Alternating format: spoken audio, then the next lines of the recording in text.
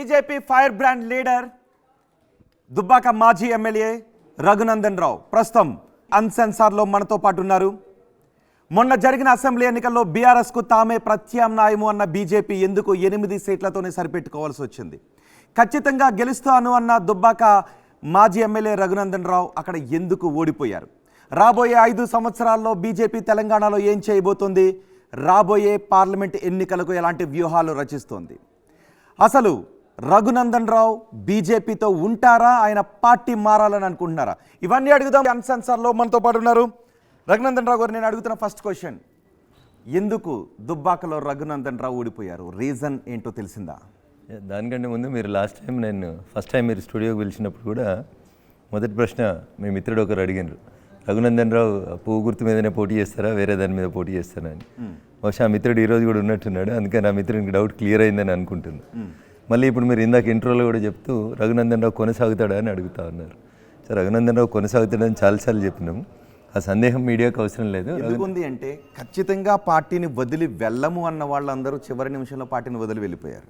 So వాళ్ళకి రఘునందన్ రావు మధ్య చాలా తేడా ఉంటుంది. ఓకే, దానికి ఆన్సర్ తీసుకునే రఘునందన్ రావు దుబ్బాకలో ఎందుకు ఓడిపోయారు? ప్రజలు ఓట్లు వేయలేదు కాబట్టి ఓడిపోయారు. ఎందుకు వేయలేదు? సో ప్రజల ఆలోచన విధానం లోపల కొంత మార్పు వచ్చింది. బీఆర్ఎస్ ఈ రాష్ట్రంలో 3వసారి అధికారంలోకి రాబోతా ఉంది.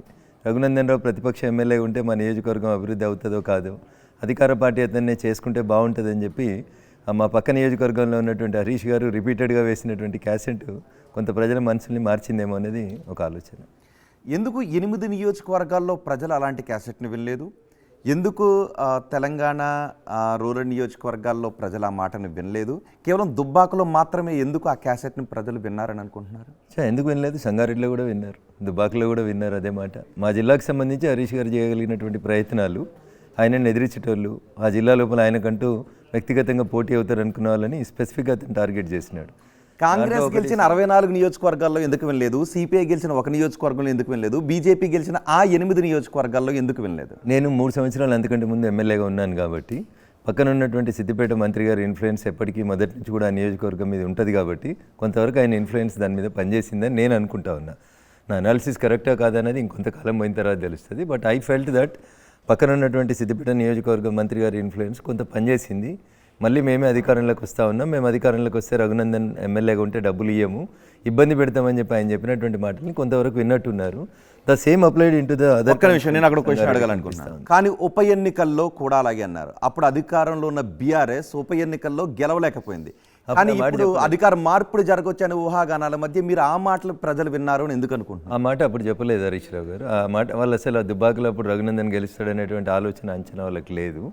గెలిచిన తర్వాత రఘునందన్ అసెంబ్లీలో వాళ్ళని ఇబ్బంది పెడుతున్నటువంటి తీరు చూసిన తర్వాత రఘునందన్ లాంటి వాడు మళ్ళీ అసెంబ్లీకి వస్తే మాకు పొద్దున్నలేసి ఇబ్బంది అవుతుంది కాబట్టి ఇట్లాంటి వాళ్ళు మాట్లాడేటోళ్ళు, సబ్జెక్ట్ ఉన్నోళ్ళు, అవగాహన ఉన్నోళ్ళు, వెన్నెముకున్నోడు ఎవరు కూడా అసలు అసెంబ్లీలోకి రాకుండా చూడాలని వాళ్ళు చేసినటువంటి కొంత ప్రయత్నంలో ఆయన కొంతవరకు సఫలీకృతమైనాడని నేను అనుకుంటా ఉన్నాను. కొంతవరకు సఫలీకృతమైందా? 50,000 ఓట్ల మెజార్టీ అంతా సఫలీకృతమైందా? రోహిత్ గారు, మెజారిటీ ఎందుకు వచ్చిందని అంటే కొన్ని ఆన్ ది రికార్డ్ చెప్పగలిగేవి ఉంటాయి, కొన్ని చెప్పలేని ఉంటాయి. 28వ తారీఖు రోజు సాయంత్రం 5 గంటలకు ఎన్నికల ప్రచారం ముగిసిన తర్వాత మొత్తం జిల్లా పోలీసు యంత్రాంగాన్ని అంతా అడ్డుపెట్టి పోలీసు వాళ్ళే నిల్చొని ఇంటికి ఓటుకు 1000 రూపాయలు చొప్పున 25 కోట్ల రూపాయలని నిజాయితీగా పోలీసు వాళ్ళు బీఆర్ఎస్ కార్యకర్తలు పోయి ప్రతి ఇంటికి ప్రతి ఓటుకి ఈవెన్ ఓటు వేసేటప్పుడు పోయి లైన్లో నిల్చొని చేసినారు. ఇవి డెమోక్రసీకి దరిద్రమైనటువంటి సంఘటనలు ఇవన్నీ. మేము మా సిపి గారికి చెప్పినాం. నేను పోలీస్ స్టేషన్కి స్వయంగా పోయి 12 చోట్ల డబ్బులు ఉన్నాయని చెప్తే ఏ ఇంటిని కూడా సెర్చ్ చేయకుండా మమ్మల్ని పోలీస్ స్టేషన్లో ఉంచి 5 గంటలు మేము నిలబడి గొడవ చేస్తే కూడా 144 సెక్షన్ ఉంది, మీరు 4 కంటే ఎక్కువ వచ్చినారని మా మీద కేసులు పెట్టినారు. పోలీస్ స్టేషన్కి పోతే కూడా మా మీద కేసులు రిజిస్టర్ చేసినారు. సో ఇంత అన్డెమోక్రటిక్గా వ్యక్తుల్ని టార్గెట్ చేసి మొత్తం వ్యవస్థ అంతా అక్కడికి వచ్చి మా సిద్దిపేట సిపి గారు వచ్చి నిల్చొని పోలీస్ స్టేషన్లో ఉండి మమ్మల్ని అందరినీ పోలీస్ స్టేషన్లో ఆపి ప్రతి ఇంటికి డబ్బులు పంచేటువంటి కార్యక్రమం చేస్తున్నారు. ఇంకా ఒక సంఘటన చెప్పాలి. 5,000 రూపాయలు పెట్టుకుని మా కార్యకర్త ఒకతను పోతా ఉంటే అతని మీద ఎఫ్ఐఆర్ చేసినాడు, డబ్బులు పెంచేందుకు ప్రయత్నం చేసినాడని.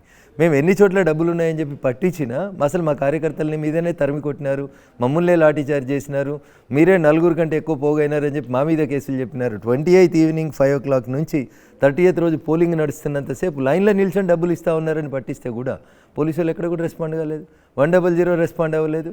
మొత్తం వ్యవస్థను తీసుకొని వచ్చి ఒక రఘునందన్కి వ్యతిరేకంగా అక్కడ పనిచేయించడం లోపల ఆయన సక్సెస్ అయినాడు. రఘునందన్ ఓడిపోలేదు, దుబ్బాక ప్రజలు ఓడిపోలేదు. అక్కడ డబ్బుల్ని కొంత ప్రివేల్ చేసుకొని వాళ్ళు చేసినటువంటి ఒక కుట్ర కూత. మీరెంత పంచారు? నేను అసలు రూపాయి ఇవ్వలేదు. నేను మీకు లాస్ట్ టైం కూడా చెప్పిన ఎంత డబ్బులు ఖర్చు పెట్టి గెలిచినారంటే చెప్పినాను. ఇప్పుడు కూడా చెప్తా ఉన్నా నేను డబ్బులు పంచలేదు, మందు పంచలేదు. నేను చెప్తా ఉన్నా కదా, మా కార్యకర్త దసరా కంటే ముందు రోజు 5,000 రూపాయలు పెట్టుకొని షాపింగ్ పోతా ఉంటే డబ్బులు పంచుతున్నావు అని ఎఫ్ఐఆర్ చేసినాడు. మీకు ఎఫ్ఐఆర్ కాపీ ఇస్తాను నేను. 5,000 రూపీస్ అతని జేబులో ఉన్నాయి అంటున్నా.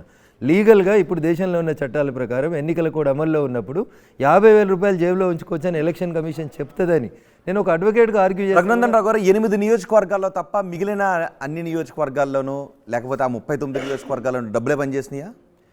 ఇప్పుడు బీఆర్ఎస్ పార్టీ ఓడిపోతామనేటువంటి ఆలోచనకు వచ్చిన తర్వాత 28th ఈవినింగ్ తర్వాత సెలెక్ట్ చేసుకున్నటువంటి ఒక 25 నుంచి 30 నియోజకవర్గాల్లో ఒక్కొక్క నియోజకవర్గంలో 25 నుంచి 30 కోట్ల రూపాయలు పంచింది. నేను మీకు ఏదో స్టూడియోలో చెప్పాలని చెప్తలేను. నేను ఇదే విషయం వెళ్ళి రాతపూర్వకమైనటువంటి ఫిర్యాదుని రాష్ట్ర డీజీపీ గారికి ఇచ్చి మా సిద్దిపేట సిపి గారు దుబ్బాక అసెంబ్లీ నియోజకవర్గంలో ఆ రోజు ఎన్నికల విధుల్లో ఉన్నటువంటి ఎస్ఐ నుంచి ప్రతి అధికారి యొక్క cell phone incoming, outgoing, including WhatsApp చాట్తో సహా మొత్తం తీయండి, ఒక విచారణ జరిపించండి, నా మీద ఒక కుట్ర జరిగింది, 25 నుంచి 30 కోట్ల రూపాయలు నగదు 2 రాత్రుల్లో పంచి నన్ను ఓటమి పాలు చేయించడానికని ప్రభుత్వ యంత్రాంగం అంతా పనిచేసింది అని చెప్పి నేను రాతపూర్వకంగా ఫిర్యాదు చేసిన. మీ స్టూడియో కోసమో ఏదో జనానికి చెప్పుకోవడం కోసమో చెప్పలేని అది. ఇట్ ఈస్ ఆన్ రికార్డులో పెట్టి డీజీపీ గారిని నేను ఎంక్వైరీ కోసం అడిగిన. నేను దాన్ని డైరెక్ట్ సిపి గారు పేరు పెట్టి రాసిన దాంట్లో సిద్దిపేట సిపి శ్రీమతి శ్వేత గారు అని రాసి ఇచ్చి వచ్చిన కంప్లైంట్. డబ్బులు పంచినారని చెప్తా ఉన్నాం. ఓటర్లను అడగండి, మీరు కావాలంటే ఆఫ్ ది రికార్డులో వెళ్ళి ఓటర్లను అడగండి ఎంత ఇచ్చినారు బీఆర్ఎస్. అధికారంలో ఉన్నారు. ఎలక్షన్ కమిషన్ ఆఫ్ కోర్స్ రాజ్యాంగ ప్రతిపత్తి కలిగిన సంస్థ అయినా ఎలక్షన్ కమిషన్ హ్యాండ్ ఓవర్లోనే మొత్తం వ్యవస్థ అంతా ఉంటుంది. కానీ డబ్బులే పనిచేసినాయి అని మీరు ఎలా అనగలుగుతున్నారు? సో మీరు తెలంగాణ సమాజంలో ఉన్నటువంటి కొన్ని పల్లెటూర్లకు డబ్బులు పనిచేసినాయా పనిచేయలేదని ర్యాండంగా అడగండి. సంగారెడ్డి బోండి, దుబ్బాక బోండి, హుజురాబాద్ బోండి, కామారెడ్డి బోండి, డబ్బులు పంచినారా పంచలేదు అనేది మీకు తెలుస్తుంది. ఎలక్షన్ కమిషన్ ఏం చేయగలుగుతుంది? మళ్ళీ సేమ్ సిపి గారికి చెప్పాలి కదా. నేను డే 1 నుంచి ఎన్నికల కోడ్ వచ్చినట్టు నుంచి సిద్దిపేట సిపి మీద ఎన్నికల సంఘానికి, చీఫ్ ఎలక్షన్ కమిషనర్కి 3 సార్లు రాతపూర్వకం కంప్లైంట్ ఇచ్చి వచ్చిన. 3 times ఆన్ రికార్డులో నేను కంప్లైంట్ చేసి వచ్చిన. సిద్దిపేట సిపి గారు మొత్తం బీఆర్ఎస్ పార్టీకి ఏజెంట్గా పనిచేస్తుందని చెప్పి రాతపూర్వకం కంప్లైంట్ ఇచ్చిన. ఓకే.